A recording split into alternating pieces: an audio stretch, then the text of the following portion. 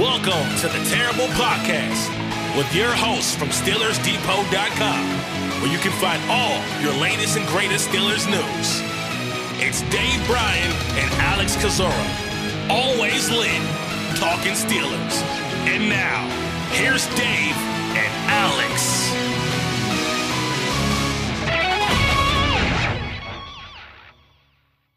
Welcome to the Terrible Podcast, another special edition of the Terrible Podcast, Pittsburgh Steelers Training Camp 2023. I am Dave Bryan from SteelersDepot.com. It is August the 16th. It is approximately 7:15. The Pittsburgh Steelers had their 15th training camp practice of 2023 on Wednesday afternoon. This is the 14th special edition episode of the podcast covering that, and that means back with me once again on this fine Wednesday evening is one Alex Kozora. Alex, happy Wednesday night. One more trip out to Latrobe on your schedule now. For sure. It's gone by pretty fast overall. Decent day at camp. I think it was a little bit sloppier. Maybe the offense getting a little worn down here, but still plenty for us to discuss. There certainly is, and we'll start, before we discuss that, by shouting out Len Testa, sponsoring once again the special editions of the Terrible Podcast and his company Touring Plans. So tell them all about Touring Plans once again, Alex. For sure. You guys have heard us talk about them at the top of every special edition of the podcast, and it's at the top of the camp notes there with the link to their website. But if you're planning a trip to Disney, want to have the best experience, maybe it's your first time going with the family or something like that, you want to reach out to Touring Plans for coverage on their trip planner tool to show you the least crowded park to visit every day, customized touring plans for visiting Disney's best rides, honest restaurant reviews, how to save on Disney tickets, the best hotel rooms, and so much more. You can go to the website touringplans.com. Follow them on Twitter at Touring Plans. We thank them and Len Testa for spearheading yet again another year of partnering with them for our training camp coverage. Absolutely. All right. This is the portion where we get into the kind of the housekeeping of the day. I don't believe there were any transactions earlier in the day, but we do have some health updates or at least participation updates to offer these folks tonight. Yeah, knock on wood, the team's in pretty good shape for being at the very end of training camp. Only 2 players did not go through stretch line today, and that was Nate Herbig with the shoulder, Larry Ogunjobi with his right foot injury. He remains in a boot, but Herbig seems minor, and Tomlin does not seem publicly to be too concerned about Ogunjobi. Trey Norwood, Nick Kwiatkowski, Keanu Benton, all working in individual sessions, and so Norwood and Kwiatkowski have graduated. That's good for them. I'm hoping Benton can get to team periods tomorrow. That'd be a good sign for him to be able to play on Saturday. And all the newcomers, Lavert Hill, Neville Clark, Xavier Valade, worked in full today. I would also really call Joey Porter Jr. completely full after being sort of managed a bit yesterday. All right, that's good news, trending in the right direction. And Mike Tomlin will meet the media on Thursday a little bit before noon. We just got word, so we'll see. We're probably not going to get a ton of stuff other than maybe, play it by ear, kind of maybe a loose plan as far as the quarterbacks go. And then I imagine we'll get hit with the old everybody that's healthy will be available to play, and those others that they'll leave the light on. So there's your Tomlin press conference for now. But whatever he does say, we'll obviously be recapping on the site and Friday morning on that edition of the Terrible Podcast here. All right, with all that out of the way, that's and they were back in pads again today, I believe you said, right? Mm-hmm. And they might be tomorrow. I think technically you can go 3 straight days, so we'll see what tomorrow brings, but I'm not going to rule that out. All right, let's start with the quarterbacks, and didn't seem like they had a top to bottom brilliant day. Now I understand they did win the 7 shots once again, and that was another incident where Mike Tomlin brought the starters back out there because they were tied 3-3, and I think Pickett hit Pickens, if I remember correctly, on a quick slant in front of Peterson. But talk about the from the 7 shots on. Talk a little bit about the quarterback play.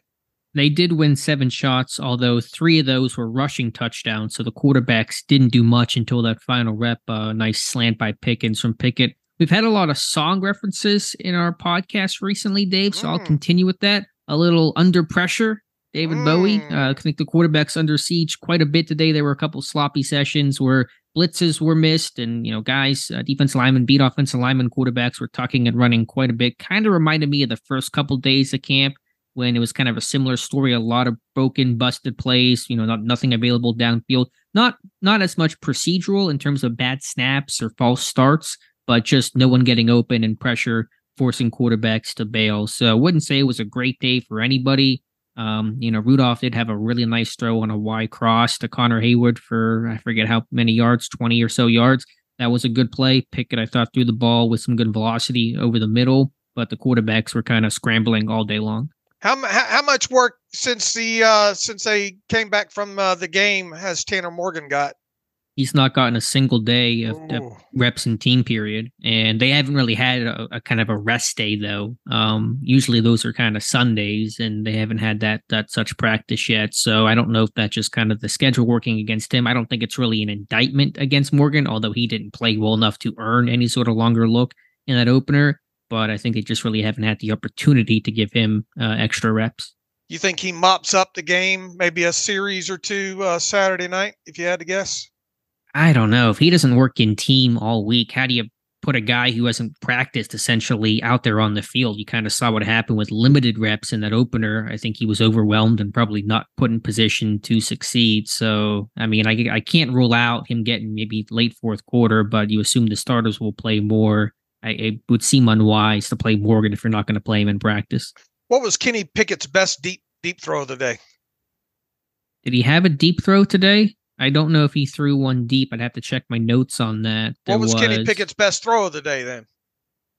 I think in that final session, the working high red zone, it wasn't super contested, but just a good, top of your drop in rhythm throw to Deontay Johnson on a dig. And he got some 21-yard gain on that. I don't know for sure if I'll say that was the best throw, but it was one that kind of sticks out to me when you ask the question. All right. Let's see. We'll move on from the quarterback position, talk about the running back position and Xavier Valade. Did you get any better look at him today?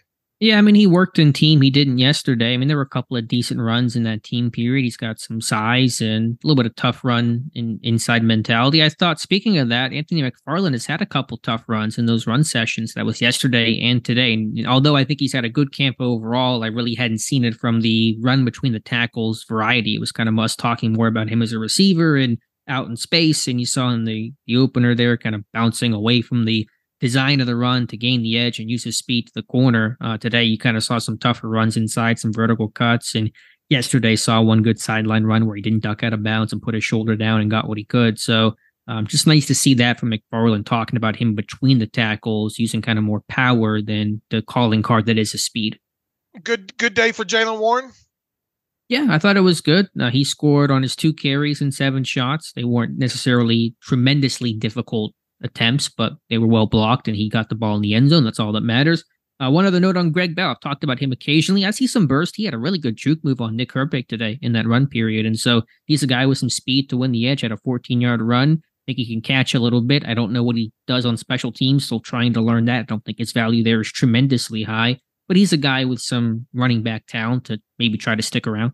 All righty. Let's see. How about some tight end news today? How about that catch by Darnell Washington, one-handed one in I guess the drill portion there on the fades. Yeah, I saw the video that I tweeted out that moment just to kind of see some of the crazy plays he's capable of making. That's kind of my note there. It's just the catch radius for Darnell Washington. Tight ends really weren't involved. They've kind of been a little bit more on the quiet side the last couple days. Rodney Williams did end the practice today with a nice touchdown catch over the middle, I believe, from Trubisky between a couple defenders. So that was positive. But certainly seeing Darnell Washington be more involved in this offense, used a bit more vertically, and you see those moments like that one-handed catch. He had that at the combine. People, I'm sure, remember that. That kind of remind you this guy, at his best, has a just insane, unstoppable catch radius. We haven't talked too much about Zach Gentry. What kind of camp is he having? It seems fine. It's been really quiet, though. He was targeted, I think, once today, and it was barely even classified as a target. You're basically kind of just chucking the ball out of the back of the end zone, Gentry in the area. So, I mean, he's been a check down guy. That's about it. He's probably not caught a pass air yards more than 7 yards downfield. Okay. Let's see. Where to now? How about the wide receivers today? What do I have here on the wide receivers? Cody White had that really strong start. It's kind of maybe tailed off a little bit. Not been bad, just not been as notable. I think it was one play. It was pretty well contested by James Pierre, but I would put this down as a drop for Cody White. And so I just don't see the juice to get him to the 53. Same situation with Hakeem Butler, just too many quiet days. I don't see any real big standout trait overall. Deontay Johnson continues to be rock solid. George Pickens with a great one-handed grab and 1v1 over Pierre. That kind of sums up the receivers. And Des Fitzpatrick's a guy that has really good change of direction, good athlete, nice route runner. He's a guy I think that should deserve to stick around on the practice squad if he has a couple of good showings in these final 2 preseason games. We know about Miles Boykin, the special teamer. What about Miles Boykin, the wide receiver, as far as camp goes? It's pretty blah. He's got, decent hands. I mean, he can extend away from his body. He's dropped a couple. Doesn't really separate a lot. As a route runner, he's pretty, he's a bigger guy, not going to be able to drop his hips too much, kind of more of a contested type of dude. He's going to be a special teamer. I mean, that's his calling card in the NFL. All right. How about the offensive line? And you had an interesting nugget in your notes there that maybe Spencer Anderson is getting that number 2 right tackle spot. He's getting a look at it at least. And I'd mentioned this yesterday, but one day I always want to be careful making those conclusions because you never know what they might have planned for one particular day. But yeah, back-to-back days. I don't want to say it was 100% of the right tackle reps with the 2s, but really close for Anderson, working over Clark. Clark was third string left tackle primarily today. Now, Anderson continued to get work at center. He's basically third string center, second team right tackle the last couple of days. But, I'm seeing Clark, who's, been as expected, and that's just, veteran guy that lacks the foot speed to win the edge and just really doesn't excite you in any sort of way. Probably losing out on that role to somebody like a Spencer Anderson. You think they've seen it's going to be, once again, it's going to be interesting to see how many spots he plays Saturday night and what those spots are. We talked about, will he see some left tackle? Will he see some center? Obviously he's, coming out of college. I think, most of his experience is on that right side of the line. I wonder if they feel comfortable enough. It's going to be something that we're going to chart for sure. He's probably going to get a lot of burn in that game.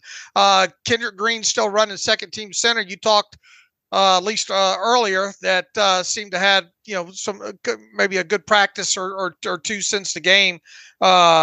Any notes on him or anybody else on the interior portion?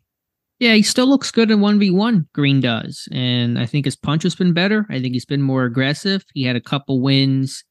I was on, I think, Jonathan Marshall, I want to say, and he did have 3 straight wins on James Mwaya. I know Mwaya is a rookie and small school kid and, kind of almost a 90th man on the roster right now. So it's not anything too much to write home about, but we'll take any positive progress and news with Kendrick Green. So we'll see how it looks. I just get the sense he feels a bit more comfortable. Will that translate in the game? So far, it basically never has. And again, I think guys that attack his edges, he struggles a lot more. From what I've seen in practice. But, with Herbig out, Anderson is getting time, but Green is still getting a lot of reps at center. Does Kevin Dotson still look a little banged up?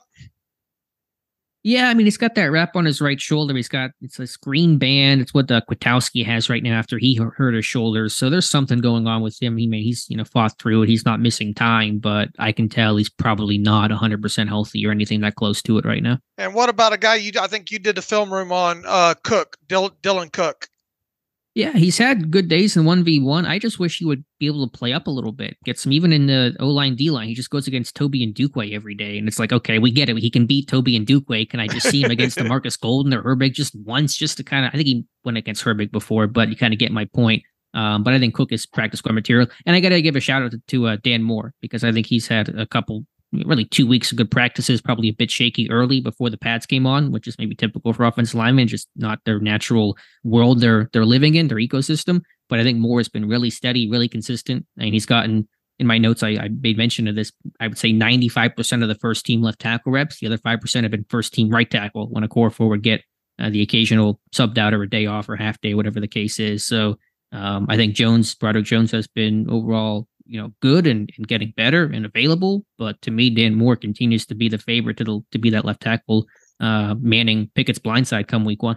What about the three starters in interior? Sayamalu, Mason Cole, and James Daniels.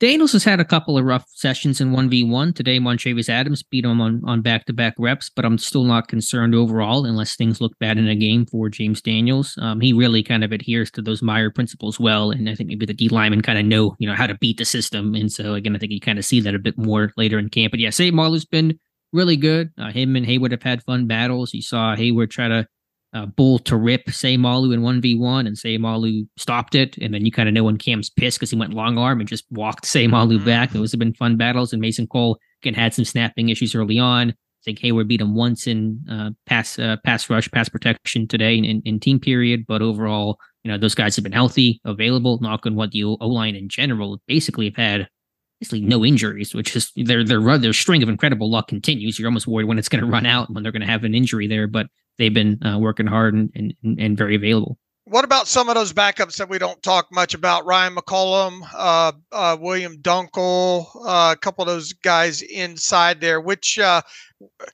any of them? Both of them, Dunkel and McCollum, obviously were on the practice squad last year. Does it feel like one or both of those guys are going to end up back there again, or could there be better options on the outside? I think Pittsburgh will explore. I think, McCollum can play center and both guard spots. That gives him a bit more versatility. He's kind of a scrapper. He's a fighter, limited athlete, decent technician, but nothing that I thought he might be this summer. Dunkel is strong and he can anchor. He had 2 really good reps on Braden Fehoko in 1v1 today, being able to sit and drop his weight and stall out some bull rushes, but he's top heavy. He's not a pass protector. He gets beat by, speed and finesse moves and those type of things very easily. And he's not somebody in space. So, if they want a road grader, then yeah, I guess they can keep Dunkel around, but he's not somebody that's going to threaten for a spot. Defensive line. Is this Braden Fehoko week? Yeah, and that team run period, that is his MO. I know he talked about that today, had the funny comment about basically dreaming and before he goes to bed each night talking to the inside backers about run defense, which is just such a football dude kind of conversation to have. But yeah, he had a great stuff on Greg Bell and run period today. Mike Tomlin fired up. I know, and I'm still going to have to think about it some. I'm a broken record when it comes to the depth of this D-line room, but I just have a feeling they're going to keep Fehoko because they want run defenders. And if somebody goes down, you at least want guys that are backups that can stuff the run. Remember back in, 2021, they lose a bunch of guys and nobody can stop the run. Of course, you need pass rush, but as long as TJ Watt's healthy, you're going to get some form of pass rush. And so can you just get guys that stop the run when it's December and you're playing Baltimore week 18 for probably a playoff implicated type of contest? And you just need guys who can stop the dang run. Fehoko is that dude. He's a great interview too. I didn't realize how great of an interview until he was on the post-practice Steelers Live edition today. He really is a great interview. Mm-hmm. Yeah, he's fun to talk to. Yeah. Loudermilk got some first team reps, right? Yeah, more so than yesterday. And typically he's more of a right side of the line type of dude. With Ogunjobi being out, I was still seeing in nickel, to be fair, it wasn't their base 3-4, but Ogunjobi Loudermilk getting a lot of first team reps opposite of Cam Hayward as that lefty tackle spot. So I think he's refined his game more. I know his rookie year, he's trying all these cross chops and spins and all these moves that are not his game. He's kind of gone more bull and rip. Might rely on that rip a little bit too much, but it certainly works better than the moves he's tried in the past. So I think he's kind of focused his pass rush game. Still never going to be a tremendous asset of his, but I think it's better. He's just a more refined guy overall. And we'll keep watching this battle up front. Armon Watts, I think, is probably a better pass rusher, better hand use. Still got to work on his coordination. He kind of will lose balance and fall forward and probably on the ground a bit more than what you want. So those are kind of the pros and cons of each guy. All right, let's move on to inside linebacker. All Quan Alexander does is blow up the runs, I guess, right? Yeah, he loves the run. He's just attacking. He's downhill in 7 shots. First play forces Najee Harris to bounce left, and that one gets stopped. And strings out a run later in run period, and Devontae Casey finishes it off. And so, I mean, yeah, all those guys that really, I think, played the run well. Him, Landon Roberts, Mark Robinson, Cole Holcomb. You got some guys that are willing to attack downhill. You feeling better about that inside linebacker room than you did when camp started? I do, but I know it is just camp, and we'll see. The 49ers run game will be a very good litmus test in week 1. So talk to me on the, a couple days after that first game, and I'll tell you my feelings then. All right. Outside linebacker, what's going on there? Marcus Golden back full. I don't know if I mentioned that, but he was back full. So whatever ailment or just day off it was yesterday, he's all good there. Herbig, he can be a little out of control at the top whenever he's trying to corner as a pass rusher, just trying to work on balance and bend a little bit more, but obviously it's still something that works in his favor most of the time. David Perales, I saw a bit from him in O-line, D-line today, leveraging under Spencer Anderson on one rep, and then nice hesitation outside, fake inside move to beat Anderson on the following rep. So a little bit there from him. Saw less from O'Shea today, and really didn't see much of Toby and Dukeway in team. So I'll keep an eye on that for tomorrow's final practice. But again, that group has been generally kind of lumped together behind the top 4. Assuming they keep 5 inside linebackers and the top 4, including Robinson, are included in there. Obviously, Kwiatkowski's been battling through that shoulder injury, but have you had enough of a time to decide between, say, Tanner Muse and Kwiatkowski? My gut has always brought me to Muse for kind of being younger and maybe probably more athletic and just kind of more of better resume as a special teamer, I guess. I thought Muse had one good run stuff today might have been Greg Bell for about no gain or a short loss. So that battle will continue, but Muse being healthy, being younger, being probably a bit better athlete, the former safety that he is, I'll still give the edge there to Tanner Muse. All right. How about what's going on at the cornerback position? Especially, man, you got some new guys on the back end of that thing. Yeah, they got some reps today. Hill was getting a lot of burn in the slot, especially in some of those 1v1 covers drills, and Clark as well. Clark's got some size and some length that can be an asset to him. I thought Luke Barku in that run period was better. We talked about them as tackle and kind of the frame that he has, and the skill set's never been great against the run, but I thought he was showing more of a willingness to be downhill and stick his nose in there today. So that's encouraging. And James Pierre, I should have put this in my report for my camp summary, but I'll talk about it when I do camp grades and recap in a couple of days. He's a guy that I think just technically the coach is always kind of getting on him for his punch, and they're just always, he's talented and he makes some plays and he can have some really impressive wow moments, but he just seems so up and down, so inconsistent. I think the coaches probably get frustrated by him some because he is so far into his career. He's not a rookie or second year guy anymore. So it's just a guy that just can't put it all together. With Barku, real quick, since camp got underway, we saw the want to in that game, on Friday night there. Has the want to been there all camp when it comes to sticking the face in the fan and coming up? Yeah, I don't think it's an issue of want to. He's just a bit lankier, a bit skinnier. He's like 6'1". I don't know. What was his weight coming out? It's hard to say what weights are today, but even was it 180? Is that? I know he's listed. He's listed by the team at 180. I'll have to go back and look at 175, but that was in 2020. Well, right. Yeah, I don't know. 2020, weird year. But he's a lankier dude, and he's a former wide receiver with the ball skills is kind of what's attractive about him. So the 1-2 is there. It just, as you said, technically missing the tackle in the game. Can you keep your head up, and can you just wrap up and finish and just be strong enough? Those are probably his biggest barriers as a tackler and run defender. Who has had of the cornerbacks? Who has had the most complete camp? Is that Levi Wallace? That's a really good question. Yeah, I mean, I'm gonna give Wallace. We don't talk about him much, right?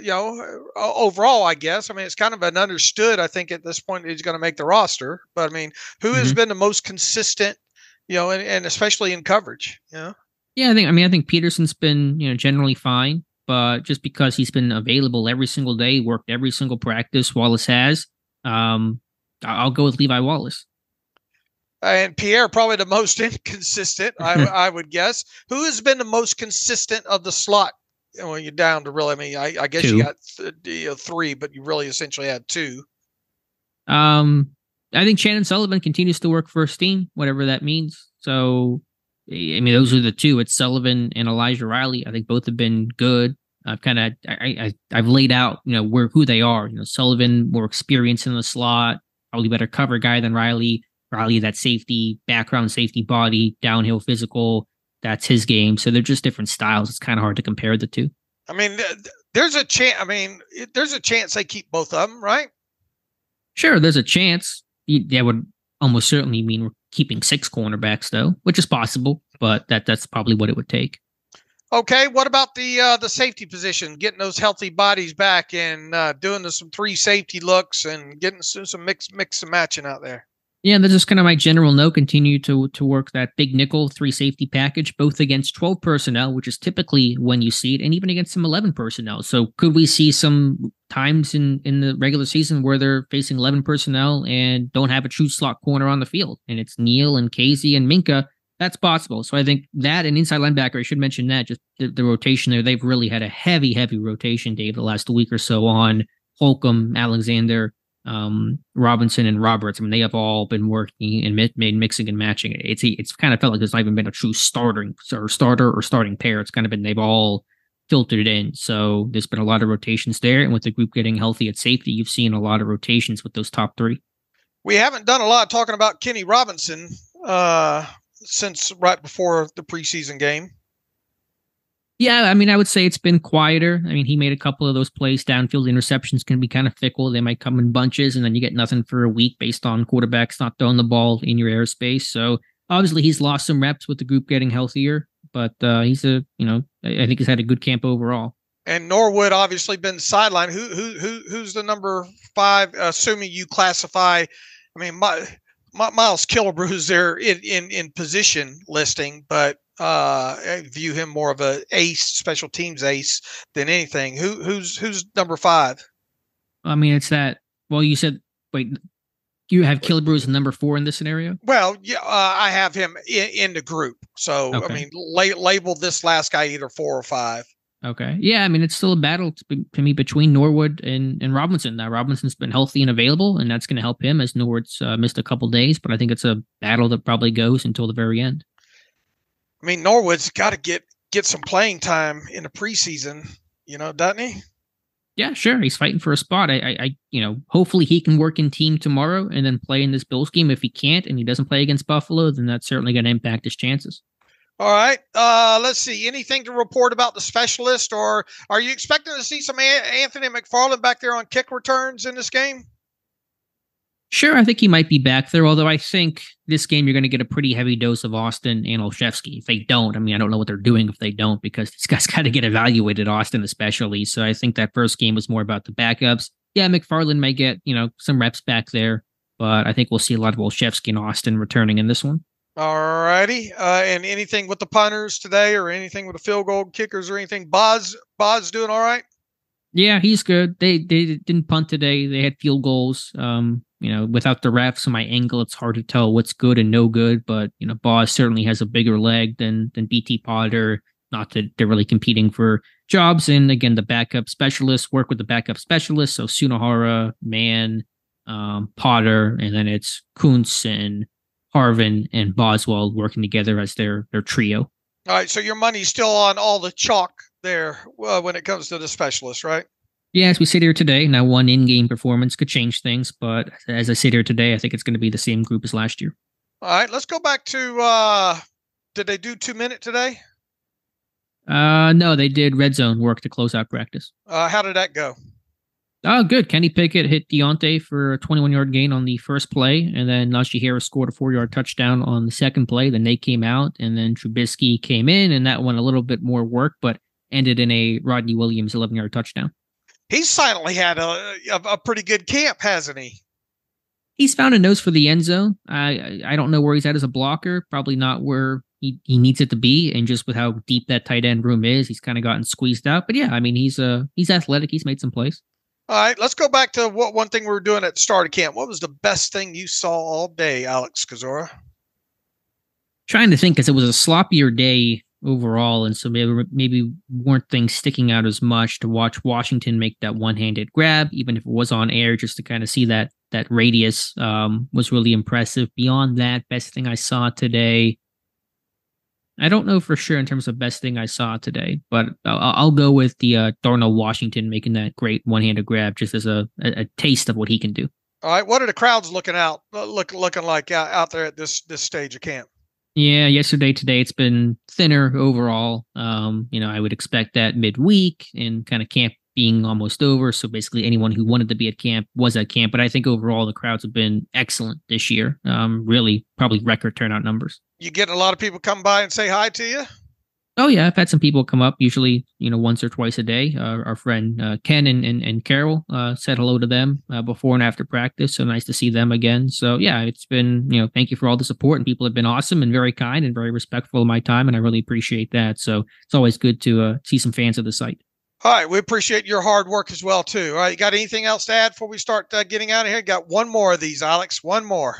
Yeah, one more to go. Be exciting for tomorrow, see if they're in pads, but we'll come back and do it again on Thursday. All right. So with that, you can follow me on Twitter at Steelers Depot. Follow Alex at Alex_Kozora. Follow the show at Terrible Podcast. Email the show, theterriblepodcast@gmail.com. If you like what we do and want to donate to the cause, SteelersDepot.com. Hit the donate button. Also, if you want an ad-free version of the site, SteelersDepot.com. Upper right corner navigational bar, you'll see the ad-free button there as well too. Once again, Mike Tomlin has a press conference Thursday morning. We'll have all the coverage of that on SteelersDepot.com. Alex and I will be back tomorrow night with the final special edition of the Terrible Podcast for training camp, and then that obviously will be followed up by Friday morning regular edition of the Terrible Podcast, where we'll get hard and heavy into kind of preview, or what you'll go over what Mike Tomlin said, and preview it hard and heavy the Saturday night preseason game against the Buffalo Bills. So